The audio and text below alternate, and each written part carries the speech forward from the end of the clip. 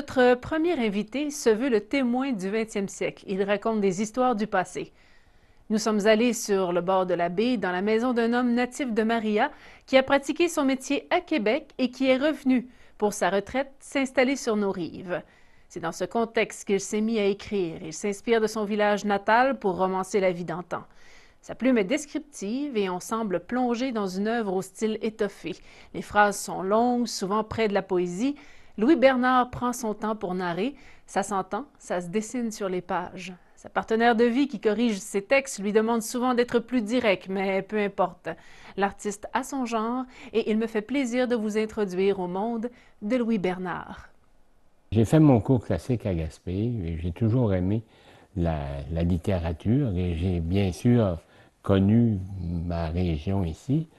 Et je restais quand même avec, entre autres, le besoin à un moment donné d'écrire sur mon grand-père Vigneault. J'avais connu mon grand-père Vigneault, comme j'avais 7 ans lorsqu'il est décédé. Et quand ils ont défait la vieille maison pour faire l'hôpital de Maria, avec mon frère, on est allé, puis on savait, maman nous avait déjà donné des poèmes que mon grand-père avait faits. Et on savait qu'il y avait des papiers, des vieux papiers. On a trouvé beaucoup de ces poèmes là-dedans, des vieux papiers écrits, des lettres qu'il avait écrites à ma grand-mère en 1882, quand il était en amour avec elle. Et puis ça s'est continué jusqu'à en 1939. Il est mort en 1945, mais j'avais des poèmes jusqu'à 1939, écrits de sa main toujours. Et très belle chose. Donc, j'avais l'idée de me mettre à écrire à un moment donné pour conter l'histoire de mon grand-père qui me paraissait intéressante et surtout d'essayer de l'émailler de ses poèmes. J'ai écrit et signé Jean de la Grève. Lui, il signait ses poèmes souvent, Jean de la Grève. Alors je me suis dit, je vais prendre cette expression-là pour faire le titre du livre. Et j'ai continué donc à écrire. J'ai fait lire mes premiers jets à Hélène, qui est un peu comme ma critique là, au premier niveau. Et elle m'a fait beaucoup de commentaires, beaucoup de critiques. Puis j'ai repris ça, retravaillé, et j'ai renvoyé ça maintenant à une douzaine de lecteurs. Comme je vous le disais, des lecteurs souvent c'est des lecteurs de 18 à quasiment 98. Alors, j'avais des gens de tout âge et c'est intéressant de voir les commentaires. Et à partir de là, mais là, j'ai écrit la formule finale. Un ancien réalisateur de Radio-Canada m'a demandé d'utiliser le terme, l'histoire d'amour entre mon grand-père et Maria, qui sort du roman, pour faire un épisode du Canada en amour qui était fait pour Radio-Canada et par les studios de Vic Pelletier. Nouvellement mariés, Jean Vigneault et Maria Green arrivent à Maria, en Gaspésie. Ah, viennent ces moments où notre amour s'embrase et comble pleinement nos plus profonds désirs, dérobant sans répit nos sublimes extases pour en faire à jamais d'immortels souvenirs. Dans cette docu-fiction qui a été faite qu'on a appelée Quand on n'a que l'amour, Paul Hébert lit un poème comme étant le poème de Jean de la Grève, mais c'est un de mes poèmes. Et je dis souvent à Hélène, trouve-en un qui va te faire des poèmes puis qui vont te les faire lire par Paul Hébert. Parmi les poèmes de mon grand-père, il y avait beaucoup de... C'est un spécialiste de l'acrostiche. J'ai un de ces acrostiches qui me touche particulièrement, c'est celui qu'il a fait lors de ma naissance, sur le nom de maman qui s'appelait Marie-Paul. C'est mignon bébé au frais visage, rondelet et tout potelé. Il est déjà, ma foi, je gage, en train de tout réglementer. Pour lui, papa, maman s'inquiète, avec sollicitude, il guette. Un petit cri, un mouvement. Le plus gentil, le plus charmant est pour le sûr ce monsieur Jean. Alors, ce monsieur Jean, c'est à moi. C'est des Vigneault qui sont... Son père, Vital, mon arrière-grand-père, est parti des îles de la Madeleine le 8 novembre avec sa famille et tout ça, là, en 1872, pour s'en aller à Pointe-aux-Esquimaux, Havre-Saint-Pierre. Vous imaginez traverser en goélette la famille avec une autre famille, probablement dans les cales, un cochon, puis une vache ou un veau ou des poules, pour s'en aller s'installer et passer l'hiver là. Tout ça parce qu'ils voulaient quitter les îles de la Madeleine. Suite à la déportation des Acadiens, il y avait des Acadiens qui s'étaient retrouvés aux îles de la Madeleine et ils ont découvert à un moment donné que les îles avaient été données à un dénommé Coffin et qui avait le droit de les déporter à une autre fois et qu'il pouvait charger des taxes aux occupants des îles de Madeleine. Fait que il y a eu plusieurs qui ont décidé de laisser les îles et de s'en aller puis développer la terre de Caïn qui était à la côte nord. Et pour rester là, pour faire d'abord la pêche. Et c'est dans cet épisode-là que mon arrière-grand-père est parti avec ses enfants, sa famille. Placide Vigneault, que vous voyez au musée de la Gaspésie, un grand bonhomme, c'était le plus vieux frère de mon grand-père. Mais mon grand-père est né à Havre-Saint-Pierre, il était le dernier de la famille. Est-ce qu'on en parle dans le Chant de la Grève de Havre-Saint-Pierre? Ben oui, oui. On parle du voyage des îles de la Madeleine à Havre-Saint-Pierre aussi, oui. et on vient voyager jusqu'à Maria? Oui, Ben, à Maria, c'est après, mon grand-père est venu faire son cours classique à Rimouski grâce à un père missionnaire qui l'avait pris comme un peu comme un enfant adopté parce qu'il était orphelin de son père, puis il avait 9 ans.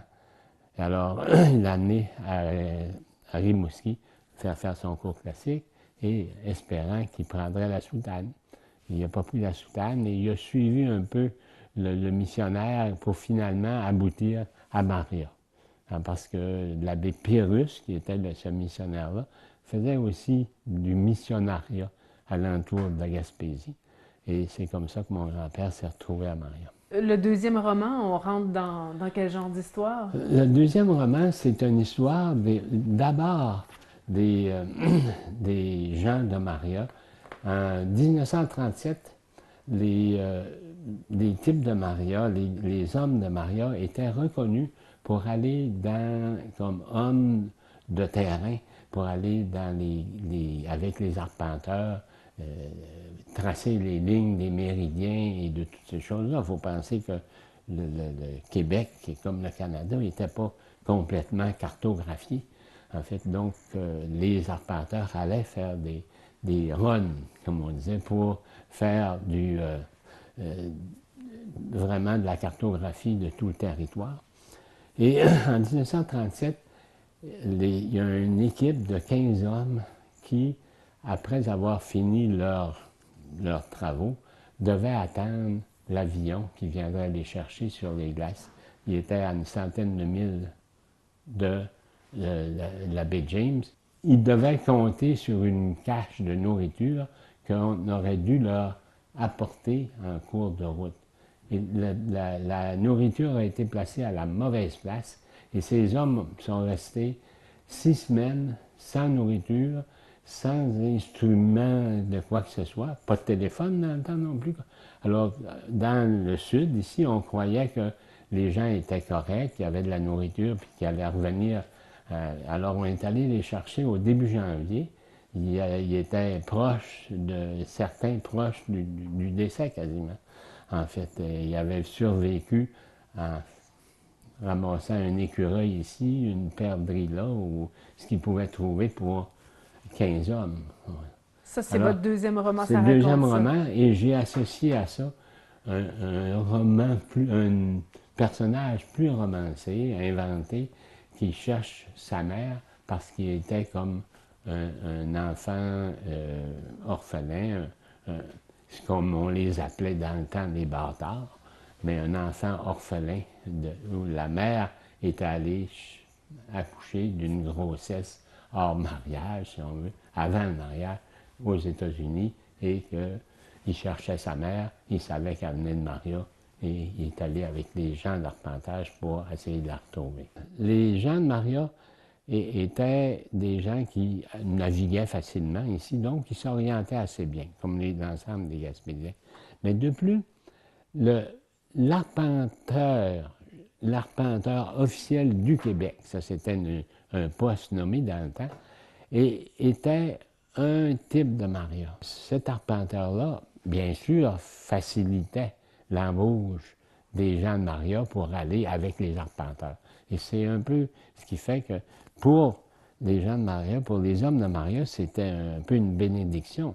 Ils s'en allaient 3 mois, ils étaient bien payés, ils étaient nourris, logés, puis ils ne pouvaient pas brûler leur argent à nulle part, là. Alors ils revenaient avec le magot. C'était pas facile pour les familles, mais c'était la run d'arpentage de 3 mois, 2 mois et demi, 3 mois, et le père arrivait avec le magot. Donc, on pouvait en même temps continuer à faire instruire les gens de Maria. Ce qui fait qu'à Maria, sans chauvinisme, il y a quand même, depuis longtemps, une tradition un petit peu plus culturelle, en le fond. C'est pour ça que vous trouvez beaucoup il y a eu beaucoup d'écrivains qui sont venus de Maria. Il y a eu des personnages célèbres qui sont venus de Maria, que ce soit des artistes. Et ça vient pas mal de cette possibilité qu'a donné l'arpentage de développer la formation de ces enfants et l'éducation particulière qu'on a pu leur donner grâce à ces moyens-là. Le troisième, c'est encore le retour de quelqu'un Ouais. quelqu'un qui revient à Maria, mais là c'est un personnage féminin Ouais. qui va être taxé solide par sa communauté. Parlez-nous un peu de la noune et non la nonne, c'est bien la noune. Ouais. Mais la noune, ça, il fallait écrire sur la noune, parce que la noune, c'est une guitée d'abord. C'était la cousine de ma grand-mère. Ma grand-mère était une guitée. Et la noune était la cousine de ma grand-mère. Elle était la plus vieille de cette famille-là. Elle est rentrée, elle était de famille, de bonne famille. Son père avait été député fédéral. La noune, donc, était la plus vieille, une fille brillante avec beaucoup de talent et qui, pour toutes sortes de raisons, j'en ai mis certaines là-dedans que j'ai en partie inventées, mais il y avait probablement des choses du genre qui grenouillaient en dessous. Elle est allée faire son cours chez Ursuline et finalement, elle est entrée chez Ursuline à 17 ans, entrée en communauté. Et elle a continué là-dedans, elle était certainement une fille avec beaucoup de talent, puis elle a travaillé dans la communauté, enseigné beaucoup, et à un moment donné, elle a voulu essayer de prendre les commandes. Puis elle était probablement trop avant-gardiste, et l'ensemble de la communauté à Québec n'a pas voulu la nommer. Et dans le temps, c'était très facile d'entrer à Saint-Michel-Archange ou à Robert-Gifford ou à Saint-Jean-de-Dieu. Puis on avait juste besoin de la signature d'un curé ou d'un maire, puis on pouvait être interné pendant la vie, quasiment, dans ces instituts psychiatriques. Ce n'était pas dans le temps des instituts psychiatriques, c'était des asiles de fous. Oui, c'est ça qu'on appelait ça. Alors, la communauté, pour s'en débarrasser comme il faut, ont décidé qu'elle était folle. Et ils l'ont fait interner à l'asile à Québec en 1927. Ça faisait près de 30 ans qu'elle était chez les Ursulines. Et elle a été internée et 1 an après, laïcisée, c'est-à-dire démise complètement, elle n'était plus reconnue comme une Ursuline. Et là, la mère qui était veuve et qui était ma tante Madeleine, comme on l'appelait, mais qui était Madame Guité, elle est allée chercher Léa. Et Léa, la noune, on l'appelait la noune parce que c'était dérivé de nonne, bien sûr, mais ça la faisait encore plus rager. Pas que dans le temps, le mot noune avait nécessairement la même connotation coquine qu'aujourd'hui, mais ça faisait pas son affaire quand même de se faire appeler la noune. Et nous, on en profitait. On lui criait noune partout, aussitôt qu'on la voyait, puis elle voulait essayer de nous contrôler, mais on se sauvait, puis c'était à qui ferait le plus rager la noune, dans le fond.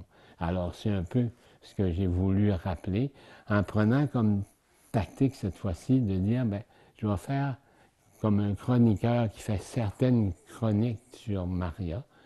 Et je vais faire réagir la Noune dans son journal pour l'amener, là encore, à se présenter elle-même. Parce que c'est pas facile de présenter quelqu'un qui peut être sujet à différentes critiques. Donc, j'aime mieux faire parler mes personnages et les faire se présenter. Parce qu'elle avait été expulsée de Québec, elle a été reniée par sa communauté et elle revient chez elle et elle va subir le joug encore. Ah oui, c'est sûr. Puis elle était aussi bien le curé ou les curés qui se sont succédés, c'était la Noune, c'était à qui peut faire le pire coup à la Noune. C'était à peu près la situation dans laquelle elle a vécu. Est-ce qu'on peut vous demander comment elle a fini ou il faut lire le livre? Ah, bien, la Noune, elle a fini, elle est morte. Sa mère est morte à 104 ans. Elle vivait avec sa mère. Sa mère est morte en 58 à 104 ans. Je me rappelle parce que je suis allé moi-même comme jeune, dans la vingtaine, me remettre la mère de la Noune dans son lit parce qu'elle était tombée en bas de son lit. Mais la Noune est morte 3 ans après d'un cancer du sein assez important. Quelle histoire! Et vous nous préparez quoi? Est-ce que vous avez un autre sujet qui pourrait vous inspirer un 4e roman? Oui, j'en ai commencé un 4e. Ça va pas aussi vite que les autres, mais j'ai des idées et je pense que ça va m'amener encore à parler de la région ici, mais peut-être plus à ce moment-là sous le volet des activités de pêche et des activités alentours, puis je pense que je vais trouver quelque chose. Mais je ne vais pas vous donner tous mes cues.